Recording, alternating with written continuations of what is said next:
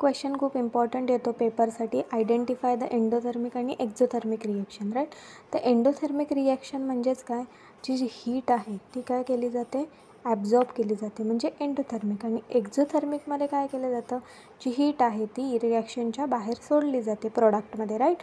So तुमची first reaction आहे HCl plus NaOH आणि प्रोडक्टमध्ये आहे NaCl plus H2O plus heat.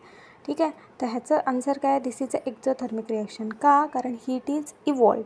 Heat काय केलेली आहे त्याच्यामध्ये, एक्झोथर्मिकमध्ये सोडलेली आहे. हीट काय केलेली आहे, बाहेर सोडलेली आहे. त्याच्यामुळे काय आहे, एक्झोथर्मिक रिॲक्शन. सेकंड आहे तुमची एंडोथर्मिक रिॲक्शन, कारण हीट इथे काय केलेली आहे, ॲब्झॉर्ब केलेली आहे. थर्ड वन आहे तुमची एक्झोथर्मिक, कारण इथे हीट इव्हॉल्व केलेली आहे. आणि फोर्थ वन आहे तुमची एंडोथर्मिक रिॲक्शन, कारण हीट ॲब्झॉर्ब केली आहे. तुम्ही एवढं लक्षात ठेवा, हा ॲरो इथे तुम्हाला दिसतो आहे,